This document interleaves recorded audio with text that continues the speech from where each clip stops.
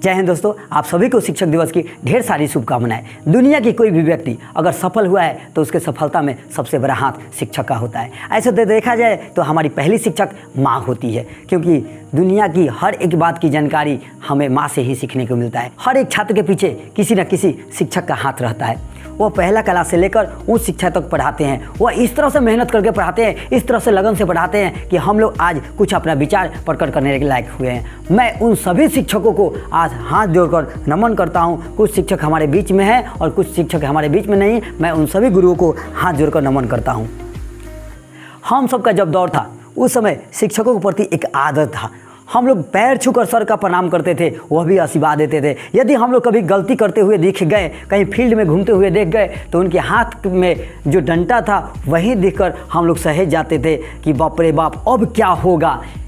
लेकिन आज के छात्रों में ऐसा कोई माहौल नहीं रह गया है। आज के छात्र में नैतिकता का पतन धीरे धीरे होते चला जा रहा है, सामाजिक पतन धीरे धीरे होते चला जा रहा है, सांस्कृतिक पतन धीरे धीरे हो चला जाता है, सांवेगिक पतन धीरे धीरे होता चला जा रहा है। अनेकों तरह की कमी आजकल के छात्रों में होते चला जा रहा है। वह शिक्षक के सामने ही अभद्र कमेंट करता है। वह जिस क्लास में शिक्षक पढ़ा रहा है उसी क्लास में बैठकर धीरे धीरे बोलकर अभद्र कमेंट करता है। आप अगर ये शिक्षक सही होंगे तो उस बच्चे का मन की बात जान जाते हैं कि वो क्या बोलता है, फिर भी शिक्षक नहीं बोलते हैं। क्यों? क्योंकि शिक्षक उसको चांस देते हैं कि यह सुधर जाए, आगे जाकर बड़ा नाम करे। कुछ छात्र तो ऐसे हैं कि जो आगे बढ़ जाते हैं, कुछ ऐसे पद पे चले जाते हैं तो वो अपने आप को इस कदर समझते हैं कि शिक्षक को अपने बराबर नहीं समझते हैं। उनको अगर रास्ते में चलते हुए देख लेगा तो तुरंत मुंह घुमाकर चल देगा। अगर वो शिक्षक के सामने ही कुछ अगर कोचिंग पढ़ा रहे हैं या स्कूल पढ़ा रहे हैं तो उनके बगल में ही अपना एक दुकान खोल देगा। और दुकान खोलने के बाद में कभी भी शिक्षक उस छात्र का बुराई नहीं करते हैं कि तुम पढ़ा रहे तो पढ़ाओ,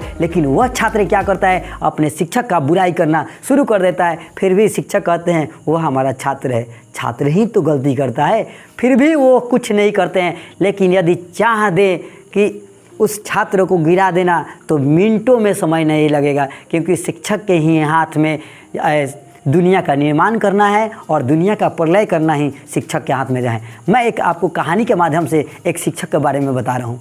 एक जहाज़ था, एक जहाज़ पे कुछ एक डॉक्टर थे, एक इंजीनियर साहब थे, एक पुलिस ऑफिसर थे, एक वकील साहब थे, एक जज साहब थे, और उसी जहाज़ पे एक शिक्षक साहब लोग थे।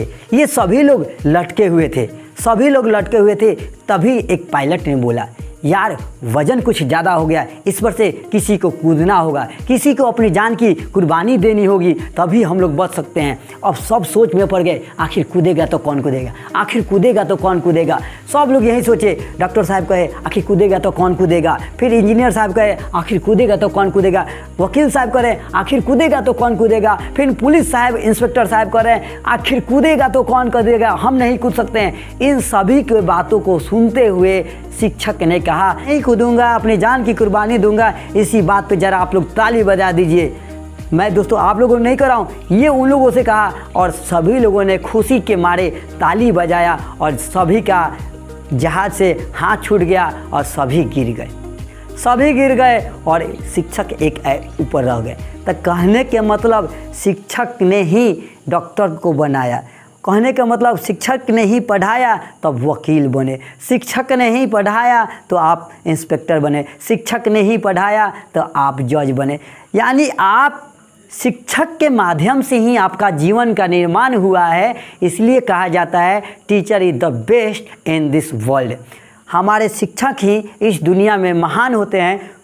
वही चाहेंगे तो दुनिया को बना सकते हैं, वही चाहेंगे तो दुनिया को बिगाड़ सकते हैं। हमारे देश में शिक्षक की बहुत महत्वपूर्ण स्थान है। वही हमारे दुनिया को बना सकते हैं, वही हमारे दुनिया को बिगाड़ सकते हैं। भारत में शिक्षक और शिक्षा की बहुत पुरानी परंपरा है, तभी इसे विश्व गुरु कहा जाता है। अब आप पूछेंगे कि सर भारत को विश्व गुरु क्यों कहते हैं, तो मैं एक आपको उदाहरण के द्वारा समझा रहा हूँ।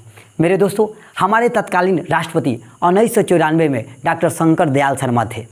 ये भारत से आधिकारिक दौरा के लिए ओमान गए। कहाँ गए मेरे दोस्त? ओमान गए। ओमान की राजधानी मस्कत पर डॉक्टर शंकर दयाल शर्मा जी का जहाज़ लैंड किया।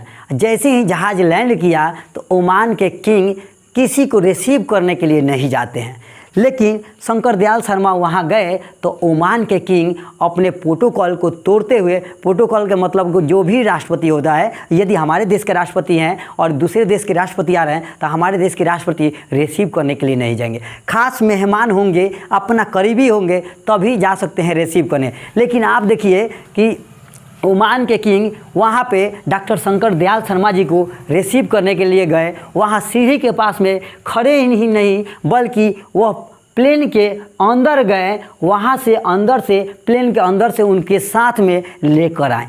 यहाँ तक कि आप जानते हैं प्रोटोकॉल को इतना तोड़ते हुए भी जब गाड़ी में बैठे तो ड्राइवर को हटाकर शंकर दयाल शर्मा को बैठाकर वो खुद ड्राइविंग करने लगे।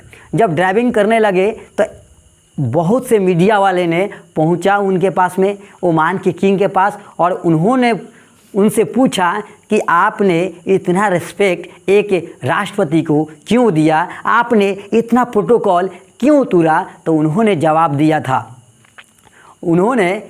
दिया था कि मैं भारत में जब पुणे में शिक्षा प्राप्त करने गया था तो वहाँ शंकर दयाल शर्मा जी एक प्रोफेसर थे, वो हमारे गुरुजी हैं। मैं किसी राष्ट्रपति को, प्रधानमंत्री को इतना रिस्पेक्ट नहीं दिया हूँ, मैं अपने गुरु को रिस्पेक्ट दिया हूँ। तभी कहा जाता है मेरे दोस्त, हमारा भारत देश विश्व गुरु है। और ऐसी हमारी परंपरा है कि जहाँ शिक्षक और छात्र का संबंध होता है। शिक्षक और छात्र का संबंध कैसा होना चाहिए? यदि आप दिल से किसी शिक्षक को मानते हैं तो उनके लिए आप तत्पर रहिए। जब भी शिक्षक कोई समस्या में फंसता है तो आप उनके लिए हमेशा तत्पर रहिए कि मैं उनको मदद करूंगा और उस समस्या से निकालूंगा। यदि छात्र किसी समस्या में फंसा है, कोई उसको समझ में नहीं आ रहा है, अनेकों समस्याओं से घिरा हुआ है, तब आप अपने शिक्षक से मार्गदर्शन लीजिए। आपको शिक्षक बहुत ही सुंदर मार्गदर्शन देंगे। इसलिए कहा जाता है हर व्यक्ति के जीवन में एक शिक्षक का होना बहुत ज़रूरी है। इसलिए आप एक शिक्षक के मार्गदर्शन